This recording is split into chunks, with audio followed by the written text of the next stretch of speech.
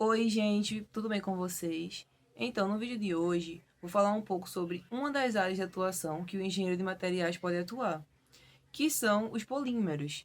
E o que vem a ser um polímero? O polímero, ele tem origem da Grécia, essa palavra. Poli significa muitos e mero significa unidade de repetição. Ou seja, no que consiste um polímero? O polímero é uma macromolécula, por que macro? Que é uma molécula de origem orgânica, que tem uma quantidade de massa relativa, de massa molecular relativa. Então, o polímero é uma macromolécula formada por dezenas a milhares de unidades de meros, que são as unidades de repetição, ligadas por ligação covalente. E uma coisa muito interessante é que, dependendo da estrutura química dessas moléculas, dependendo da ligação covalente que eles são ligados, se ela é dativa, se é simples, se é dupla, e até mesmo da quantidade de meros por cadeia, os polímeros ele pode se dividir em três classes, que são as fibras, polímeros um pouco recente, né, descoberto, a borracha e os plásticos que estão em constante atuação no nosso dia a dia, né? A gente está sempre em contato com eles. E é isso. Então, se você tiver curiosidade em saber quais são as diferenças entre essas classes e quais são as curiosidades sobre elas, continue.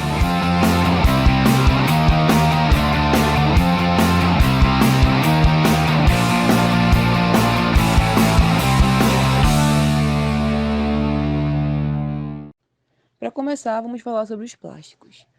Os plásticos têm seu nome originário do grego e significa capaz de ser moldado. Ou seja, são materiais sintéticos, isto é, não são extraídos diretamente da natureza, mas eles podem ser derivados de substâncias naturais ou orgânicas, como aqueles derivados do petróleo. Além disso, os plásticos são formados por grandes cadeias de macromoléculas que contêm em suas estruturas principalmente carbono e hidrogênio. Provém do petróleo, o qual é rico em carbono, e por isso é de tamanha importância evitar usar esse tipo de substância com tanta frequência. Por isso que em laboratórios os químicos combinam vários tipos de monômeros de maneiras diferentes para fazer uma variedade quase infinita de plásticos com propriedades químicas diferentes em brinquedos, xícaras, garrafas, utensílios, fios, carros e até no chiclete. Uma outra classe muito importante dos polímeros é a borracha, muito presente no nosso dia a dia também, tanto em cozinhas, em borrachas de panela de pressão, em pneus de bicicleta, de carro e etc. A borracha é um tipo de polímero que pode ser natural ou artificial. Por quê? A borracha natural ela é obtida por meio do látex, que é produzido em muitas espécies vegetais tropicais ou até mesmo por vulcanização. E como funciona isso? Bom, basicamente adiciona enxofre ao poliisopreno, que rompe as suas ligações duplas e forma pontes de enxofre que ligam as cadeias laterais e deixa as propriedades da borracha mais reduzida, ou seja, baixa deformação permanente e grande elasticidade, podendo ser usada para a fabricação de inúmeros produtos. Quanto às borrachas sintéticas, elas são obtidas por meio da polimerização do acetileno, que é conhecido como buta 1,3-dieno, né? A sua fórmula é, escrita, que forma o polibutadieno, e a partir do cloropreno, que é mais conhecido também como 2-clorobut 1,3-dieno, que produz o policloropreno ou polineopreno, ou simplesmente neopreno. As borrachas sintéticas são mais utilizadas do que a borracha natural, justamente por elas ser artificiais, são produzidas com mais composições no laboratório, então elas são mais usadas do que as borrachas naturais. Por fim, falando agora sobre uma última classe dos polímeros, que são as fibras, muito importantes, já que foram descobertas recentemente, né? Foram descobertas no século XX, já que nessa época as roupas e demais tecidos eram fabricadas apenas com fibras naturais, que eram obtidas a partir do algodão ou de pelo dos animais, como por exemplo a lã. Então, o que houve? Com a modernização e a vontade de otimizar os tecidos, foram criadas as fibras sintéticas, onde os pesquisadores da época eles começaram a estudar melhor e perceberam que as fibras são feitas de longas cadeias de moléculas alinhadas. E com essa conclusão imaginaram ser possível criar novas fibras unindo as moléculas em sequência. Daí, os pesquisadores começaram a manipular a celulose e apenas em 1922 foi criada uma seda artificial à base de celulose. A celulose, para quem não sabe, é um componente básico dos tecidos vegetais e útil por suas numerosas aplicações. Além disso, é importante salientar que, pelo fato das fibras sintéticas terem um alinhamento contínuo, isso faz com que sejam mais resistentes, elásticas e macias comparadas às fibras naturais. No caso, as roupas que a gente usa hoje são feitas de fibras sintéticas. Você pode observar que são roupas mais resistentes do que a roupa daquela época, onde as pessoas usavam lã e algodão. Por isso, hoje em dia, nas indústrias têxteis, aprimoram ainda mais esses tecidos, conferindo ainda melhor utilidade, resistência e maciez, e até mesmo menor custo. E um exemplo, como eu já tinha falado, o poliéster, formado por anéis de benzol, um hidrocarboneto hexagonal alinhados com átomos de carbono. Agora eu quero falar sobre as curiosidades dos polímeros. Primeiramente, o que determina as propriedades dos polímeros. O que seria? O que determina é o tipo de cadeia que é formada, ou seja, quando os hidrocarbonetos são aquecidos, suas longas cadeias são quebradas. Assim, para a fabricação de fibras, por exemplo, essa pasta aquecida é colocada em uma forma que passa por pequenos orifícios formando fios. O polímero solidifica por arrefecimento. Esse processo é conhecido como Milpe Spinning. O polímero mais conhecido fabricado com hidrocarboneto de bastante resistência é o PVC. O PVC está presente nas nossas casas, né? Na maioria. E ele é um polímero bastante duro e tem boa resistência térmica e elétrica, caixas, telhas e etc. Com plastificantes, o PVC torna-se mais mole, prestando-se então para a fabricação de tubos flexíveis, luvas, sapatos, couro plástico, fitas de vedação e afins. Um outro polímero muito importante é o polibenzimidazol. Não sei se vocês já ouviram falar, mas é um polímero muito conhecido. Inclusive, uma curiosidade sobre este foi em 2015, no grande Prêmio de San Marino, na Fórmula 1. Um dos competidores, ele se perdeu em uma curva e bateu seu carro no muro, que logo em seguida começou a pegar fogo. Assim que os bombeiros conseguiram conter o fogo, o piloto saiu do carro e aí eles logo observaram que o piloto sobreviveu devido ao tecido da sua roupa ser resistente ao fogo. E que tecido foi esse? Foi um tecido de poliamida aromática, que é o polímero que a gente apresentou, o polibenzimidazol. Quando ele se põe em fogo, a quantidade de nitrogênio libera e inibe as chamas, ou seja, um polímero muito importante e presente na nossa sociedade. Por fim, vou falar de mais um polímero muito importante no nosso dia a dia, presente na nossa atualidade, que é o politetrafluoetileno, mais conhecido como Teflon e até mais fácil de falar. O Teflon foi feito em 1938 pela DuPont. Ele é criado pela polimerização das moléculas de tetrafluoetileno. Essa molécula, como vocês podem ver na tela, é um CF2, ou seja, um carbono ligado ao flúor, a 2-flúor, com uma dupla ligação covalente ligado ao CF2. Esse polímero é estável e resistente a altas temperaturas e a várias substâncias químicas e possui uma superfície quase sem atrito.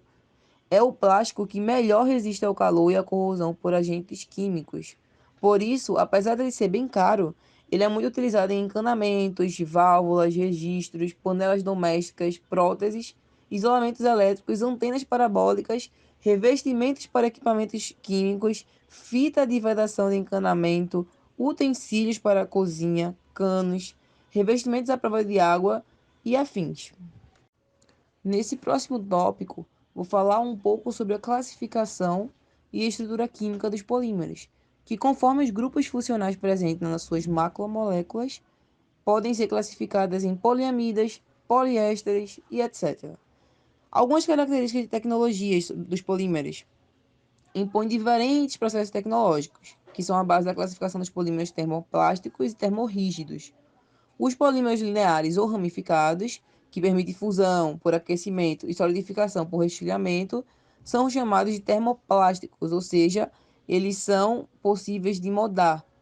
Os polímeros que, por aquecimento ou outra forma de tratamento, assumem estrutura tridimensional reticulada com ligações cruzadas, tornando-se insolúveis e infusíveis, são chamados de termorrígidos, ou seja, polímeros que não são capazes de ser moldados. E agora, falando um pouco melhor sobre os plásticos termorrígidos, eles, após o resfriamento e endurecimento, esse tipo de plástico mantém o formato e não conseguem voltar à sua forma original, como eu falei, termorrígido. São rígidos e duráveis. Os plásticos termorrígidos podem ser utilizados em peças de automóveis, de aeronaves e de pneus. Para você ver que, como eles são termorrígidos, são resistentes, não são fáceis de moldar com o calor, com a temperatura, eles podem ser usados nesse tipo de peça. Já os termoplásticos estão mais presentes também, são menos rígidos do que os termorrígidos e podem ficar amaciados com o aquecimento, voltando à sua forma original. São facilmente maleáveis para produzir filmes, fibras e embalagens. Alguns exemplos destes é o polietileno, PE, o polipropileno, PP, e o cloreto de polivinila, que é o PVC, já falado. Uma outra forma de classificar os polímeros é quanto ao seu comportamento mecânico, que, de acordo com este, os polímeros são divididos em três grandes grupos: elastômeros ou borrachas, plásticos e fibras, como já havia falado.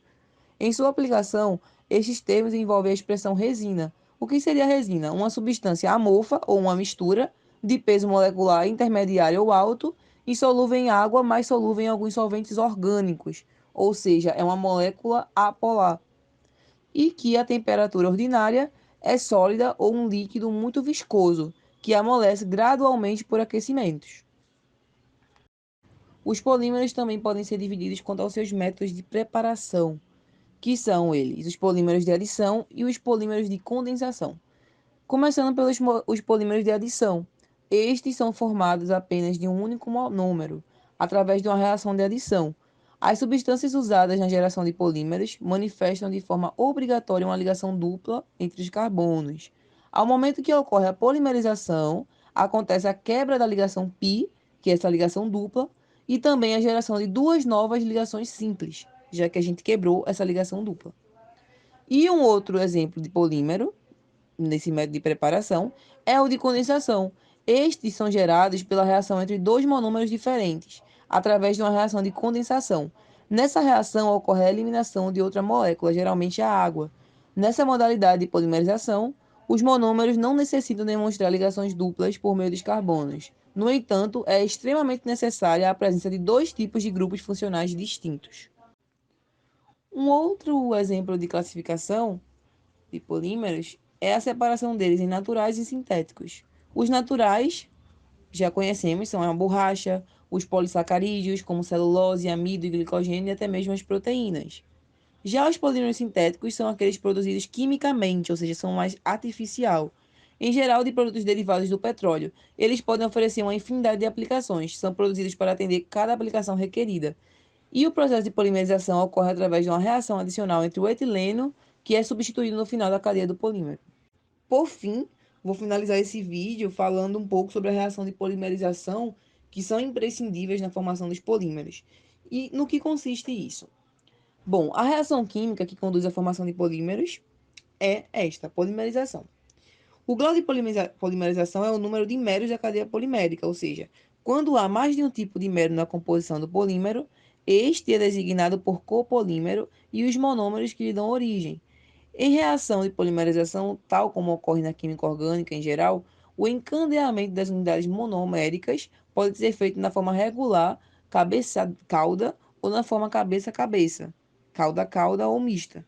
Bom, as propriedades químicas de um polímero dependem de basicamente o tipo de monômero que os forma. As propriedades químicas do homopolímero 1 são diferentes do homopolímero 2 e dos copolímeros. E uma outra forma que depende é a da organização dos monômeros de um polímero. As propriedades químicas dos polímeros comuns são diferentes dos ramificados, por exemplo. Agora sobre as técnicas de polimerização. Vamos ter a polimerização em massa. A polimerização em massa é uma técnica bem simples, homogênea, onde só o monômero e o iniciador estão presentes no sistema. Caso a polimerização seja iniciada termicamente ou por radiação, só haverá monômero no meio reacional. Então, essa técnica ela é muito importante porque ela é bem econômica e produz muito polímero com alto grau de pureza. Essa polimerização é altamente exotérmica E também, durante a agitação dessa polimerização, ela deve ser vigorosa para que haja a dispersão do calor de formação do polímero, evitando-se pontos superaquecidos que dão a cor amarelada ao produto, ou seja, uma característica ruim. Uma outra técnica de polimerização é a insolução. Esta, além do monômero e do iniciador, emprega-se um solvente que deve solubilizá-los, formando um sistema homogêneo. Esse solvente é ideal e deve ser barato, de baixo ponto de ebulição e de fácil remoção no polímero. Ao final desta polimerização, o polímero formado pode ser solúvel ou insolúvel no solvente usado. Caso o polímero seja insolúvel no solvente, é obtido em lama, sendo facilmente separado do meio reacional por filtração, e se o polímero for solúvel, utiliza-se um não solvente para precipitá-lo sob a forma de fibras ou pó. Outro tipo de polimerização também muito importante e imprescindível para o nosso conhecimento é a polimerização em emulsão. Esta é uma polimerização heterogênea em meio aquoso que requer uma série de aditivos com funções específicas como emulsificantes, geralmente um sabão, tamponadores de pH, reguladores de tensão superficial, reguladores de polimerização, que são os modificadores, e os ativadores, que são agentes de redução. Neste tipo de polimerização, o iniciador é o solúvel em água, enquanto o monômero é parcialmente solúvel. O emulsificante tem como objetivo formar micelas de tamanhos entre 1 nanômetro e 1 milímetro, onde o monômetro fica contido. Algumas micelas são ativas, ou seja, a reação de polimerização se processa dentro delas, enquanto outras micelas são inativas, ou seja, constituindo apenas uma fonte de monômero. E é isto. Para finalizar esse vídeo, vou falar agora sobre uma coisa muito interessante, que é a reciclabilidade dos polímeros, né? Alguns deles, como os termorrígidos e borrachas, não podem ser reciclados de forma direta. Não há como refundi-los ou despolimerizá-los. Então, a reciclagem de polímeros termoplásticos, apesar de tecnicamente possível, muitas vezes não é economicamente viável devido ao seu baixo preço e à baixa densidade. Por exemplo, se a gente comparar com o caso do alumínio. Então, apenas plásticos consumidos em massa, como o PE, o PET, apresentam um bom potencial econômico para a reciclagem.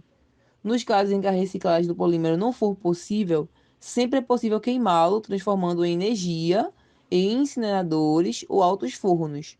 Esta última saída é mais favorável, pois o carbono do polímero seria usado na redução de minério. Então, os plásticos que contêm halogênios, como o PVC e o PTFE, por exemplo, geram gases tóxicos durante a queima. E a solução para isso seria a identificação desse material, que deveria ser encaminhado para a desalojação antes da queima.